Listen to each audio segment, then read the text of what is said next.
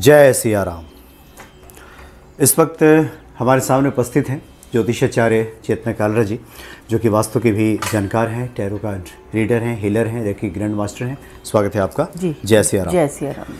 जो हम भोजन ग्रहण करते हैं, जैसा खाए अन्न वैसा होए मन, ऐसा कहा गया है कि जैसा हम अन्न ग्रहण करते हैं वैसा हमारा मन हो जाता है। और जहाँ पे भोजन पकता है, जहाँ पे बनता है, उसके वास्तु का ठीक होना बहुत आवश्यक है। अगर वहाँ का वास्तु ठीक है, यानी सब चीज़ समायोजित है वास्तु शास्त्र के अनुसार, तो फिर जीवन में बहुत सारी अनुकूलताएं हमें प्राप्त होती हैं, बहुत सारी सफलता हमें प्राप्त होती है। इसी विषय पे आज आप प्रकाश डालेंगे। तो किचन को लेकर वैसे बहुत सारी जिज्ञासाएं सामने आती भी है, क्या खास आज बता रही हैं आप? जी, जय सिया राम। जैसे कि जानते हैं, ज्योतिष शास्त्र और वास्तु शास्त्र में रसोई घर का अपना एक बहुत बड़ा महत्व है। इसी पर आधारित है परिवार का सुख, शांति, समृद्धि। जो सबसे बड़ा स्रोत माना जाता है वो रसोई घर ही माना जाता है। और हमेशा सभी महिलाओं को कहा जाता है कि आप खुश होकर खाना बनाइए, भजन कीर्तन करते हुए खाना बनाइए। उससे बहुत अच्छे सबके पास एनर्जी जाती है, क्योंकि हर बात, किसी के भी बात पहुंचानी हो तो पेट से होकर ही दिल तक जाती है, दिमाग तक जाती है। बिल्कुल, बिल्कुल। तो अगर आप चाहते हैं बच्चों का अच्छा स्वास्थ्य रहे और सुख समृद्धि रहे, घर में प्रेम बना रहे, तो भोजन बनाते वक्त हरि भजन करते करते भोजन बनाइए, खुश होकर बनाइए, क्योंकि भोजन में गई हुई एनर्जीज ही सब लोगों को मिलती हैं। और सबसे बड़ी बात है, रसोई घर का साफ सुथरा होना बहुत ज़रूरी है। बहुत ज़रूरी है कि रसोई घर साफ सुथरी रहे, क्योंकि किचन का जो प्रभाव है रसोई का, वो पूरी फैमिली की हेल्थ पर भी पड़ता है। तो हेल्थ पर पड़ता है, बहुत सारी बातें हैं। अगर इन्हीं में से कुछ छोटी छोटी बातों का हम ध्यान रखेंगे तो हमारा परिवार और हम बहुत सी बीमारियों और परेशानियों से दूर रहेंगे। जी, आपने बहुत एक महत्वपूर्ण बात बताई। हमने देखा है गांव में पहले भी ऐसा होता था कि लोग खाना बनाने के पहले किचन पहले साफ़ कर लेते थे। वहाँ साफ़ सफाई, पोछा लगाना ये हो गया। बहुत बार ये होता है कि लोग सोचते हैं पहले खाना वाना बन जाए, चूँकि गंदा होगा उसके बाद हम साफ़ करेंगे। तो आप ये कह रहे हैं कि पहले साफ़ सफाई ज़रूर कीजिए, बिल्कुल, उसके बाद भोजन बनाना शुरू कीजिए। बिल्कुल बिल्कुल। और अब सबसे पहले बात करते हैं कि दिशा कौन सी हो। तो दिशा कौन सी होनी चाहिए? जो आग्नेय कोण है, मतलब दक्षिण पूर्व, उसको परफेक्ट दिशा माना गया है ज्योतिष शास्त्र, वास्तु शास्त्र में किचन के लिए।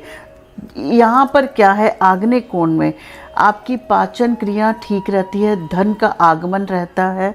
और यदि आपकी किचन यहाँ नहीं है तो उससे बहुत सारे नुकसान भी हो सकते हैं। लेकिन अगर नहीं है तो क्या करें? अच्छा, आग्नेय कोण किसको कहते हैं? जैसे एक बार थोड़ा जो लोग नहीं जानते उनको दक्षिण पूर्व को आग्नेय कोण। दक्षिण और पूर्व, यानी कि पूर्व और दक्षिण का जो जगह है वहाँ किचन होना चाहिए। वहाँ किचन होना चाहिए। तो अगर कई लोगों की किचन वहाँ नहीं होगी, जरूरी नहीं है सबकी हो, तो वहाँ पर आप सिंदूरी गणेश जी की मूर्ति लगा सकते हैं। और यज्ञ करते हुए जो पंडित होते हैं, पुरोहित होते हैं, उनकी पिक्चर लगा सकते हैं। लेकिन ध्यान सिर्फ इतना ही रखना है कि आप नॉनवेज ना बनाते हो तो रखिए ये। हाँ जी, हाँ बिल्कुल, क्योंकि गणेश जी की आप वहाँ प्रतिमा लगाएंगे, बिल्कुल बिल्कुल, तो शुद्धता का तो ख्याल आपको रखना होगा। अगर इस दिशा में नहीं होती तो महिलाओं को बहुत सारी दिक्कतों का सामना करना पड़ता है। बीमारी, खास तौर से महिलाओं को ही ये बीमारियां होती हैं अगर किचन की डायरेक्शन ठीक नहीं है। अगर चूल्हा रखा है, जो चूल्हे का चबूतरा पूर्व दक्षिण से घिरा हुआ होना चाहिए, पूर्व और दक्षिण से घिरा हुआ होना चाहिए चूल्हे का चबूतरा जी। और जब खाना बनाना है तो पूरब की ओर ही मुख करके बनाना है, पूरब की तरफ आपका मुख हो जी। और सिंक उत्तर दिशा में होना चाहिए। अच्छा, ये ध्यान रखना है।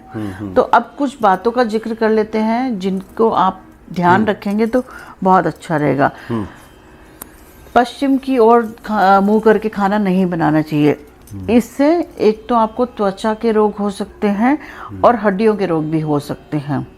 उत्तर भी नहीं, इससे उत्तर में भी मुंह करके खाना नहीं बनाना चाहिए।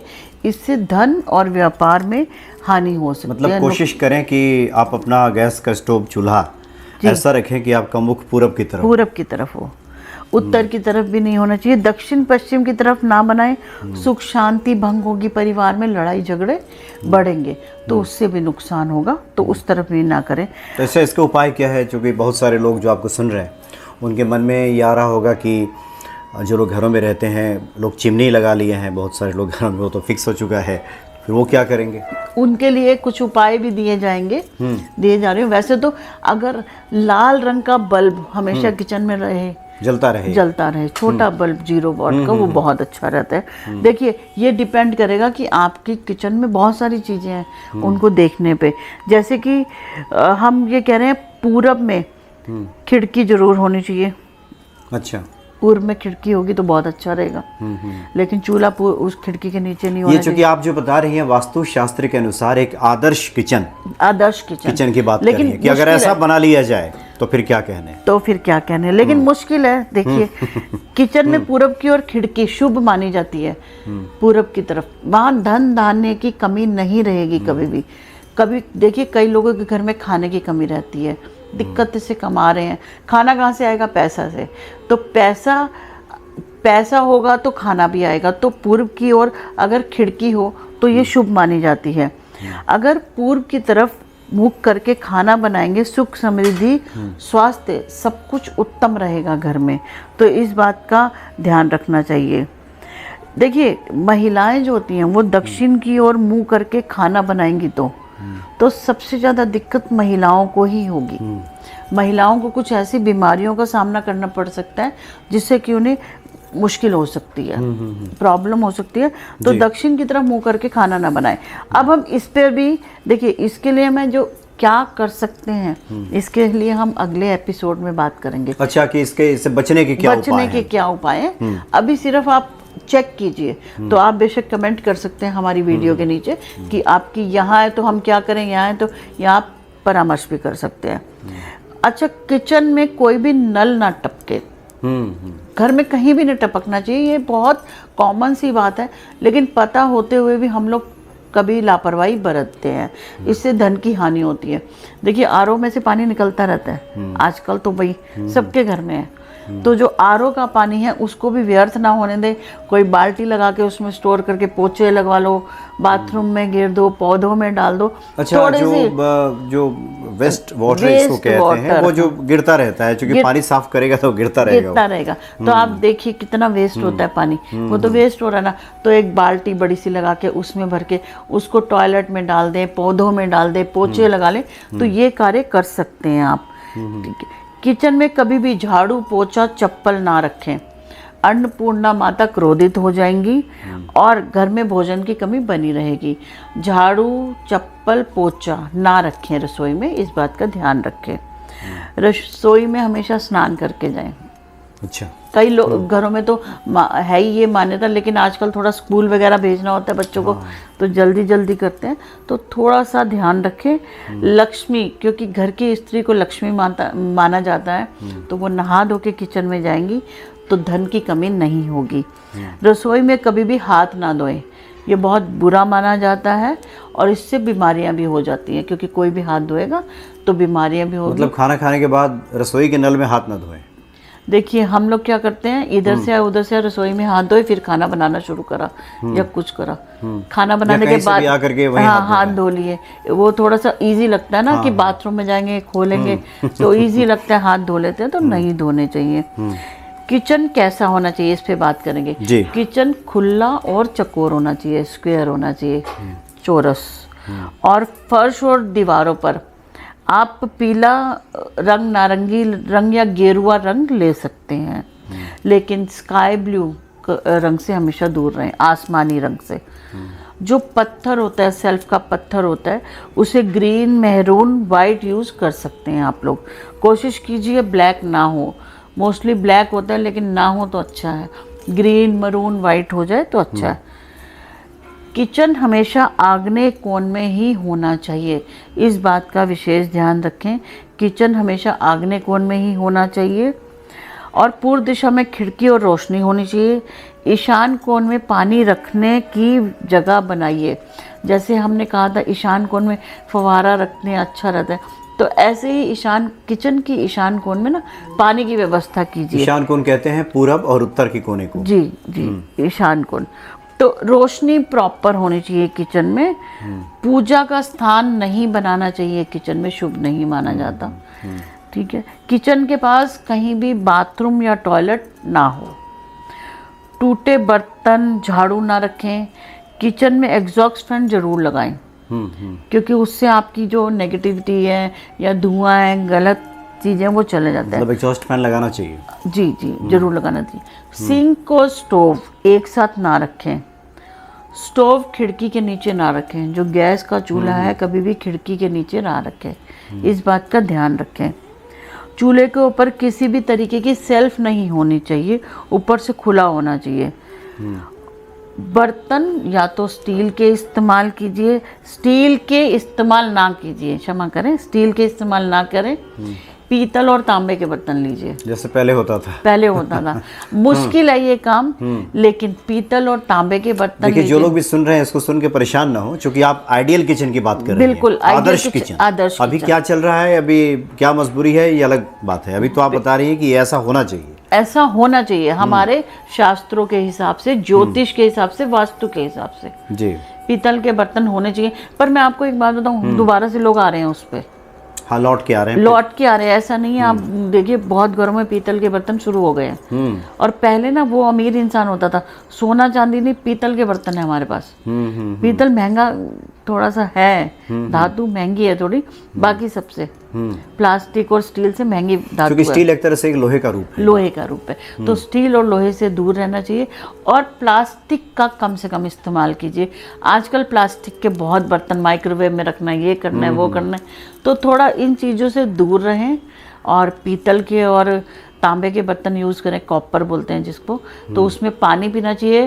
पीतल के बर्तन में खाना खाना चाहिए, तांबे में पानी पीना चाहिए। कांच के बर्तन आजकल लोग यूज़ करते हैं, तो उसको हम डिनाई कर ही नहीं सकते आधुनिक दौर के हिसाब से। लेकिन मैं एक बात बोलूँगी, जो प्लास्टिक के बर्तन हैं उनसे जितना दूर रह सके तो कोशिश कीजिए दूर रहें। और आपकी सेहत पर असर पड़ सकता है इन प्लास्टिक के बर्तनों का, या कुछ। देखिए, अगर पीतल के बर्तन, अगर हम घर में 5 सदस्य भी हैं, 4 भी हैं, तो हम 4 प्लेट ले सकते हैं। 4 प्लेट लेके, कटोरी लेके, आराम आराम से ही सही। एक एक जन्म दिवस पे आप बहुत कुछ करते हैं खर्चे, तो एक ये पीतल का सेट ही दे दीजिए जन्म दिवस पे, ताकि उसमें खाएं। एक एक करके खरीदिए, जब मौका मिले। एक एक करके खरीदिए, और उसमें लस्सी पी के देखिए, बहुत टेस्टी लगती है लस्सी। पीतल के गिलास में। कहीं आप जाते हैं, कहीं घूम देखे आपने, हवेली वगैरह जो है, कितने कई पुराने थीम पे बना रखे ना रेस्टोरेंट्स, उनमें इतने बड़े गिलास में लस्सी। तो लगता है कि ये दही शायद कांसे में नहीं डालते, कांसे में नहीं, पीतल में तो पीतल में डालते हैं, ठंडी चीज तो अच्छी रहती है। आप एक बार प्रयोग करके देखें, धीरे धीरे लीजिए, नहीं ले सकते तो ऐसे नहीं है। और ऐसा कोई शर्म की बात भी नहीं है कि पीतल में खा रहे हैं। नहीं, अब तो ये शान की बात है, शान की बात है ऐसे बर्तन यूज करना। जी, इतना ही। बाकी तो आज आपने आइडियल किचन की बात की, जी, और जी। आपने कहा कि लेकिन अगर आप एक आदर्श किचन नहीं बना पाए हैं तो उसका क्या उपाय हो सकता है, अगली बार आप चर्चा करेंगे। बिल्कुल चर्चा और साथ में आपने एक और जिक्र कर दिया कि अगर हो सके तो एक लाल बल्ब जला लीजिए किचन में, अभी के लिए। बाकी तो आप विस्तार। अगर नॉन वेज नहीं खाते तो सिंदूरी गणेश जी भी लगा सकते हैं आप। वास्तु दोष दूर हो जाएंगे आपके किचन के। मतलब ऐसे कोई घबराने वाली बात नहीं है कि मेरी किचन ऐसी नहीं है तो मुझे ये हो जाएगा, वो हो जाएगा। कुछ जैसे आपको बोला, भजन कीर्तन करके खाना बनाइए, उससे भी वास्तु दोष दूर होता है। जहाँ भगवान का नाम होगा तो नेगेटिविटी तो अपने आप ही दूर हो जाएगी। जब आप खाना बनाती हैं तो भगवान का नाम लेते हुए खाना बनाइए, तो सारे वास्तु दोष दूर होंगे और सब सुख समृद्धि रहेगी। जी, बिल्कुल सही कहा आपने। चूँकि हर व्यवस्था कर लें और मन में खटास झल्लाहट रख कर खनर पटर करते हुए खाना बनाएं, तो ये वास्तु ऐसे ही खराब कर देगा। बिल्कुल वास्तु खराब हो जाएगा। तो फिलहाल आप एक लाल बल्ब लगा सकते हैं। बिल्कुल, आपकी सलाह होगी कि लाल बल्ब एक फिलहाल किचन में लगा लीजिए। जो भी दिक्कतें होंगी, गड़बड़ियाँ होंगी, इससे ठीक हो जाएंगी। बहुत बहुत धन्यवाद आपका। जय सिया राम।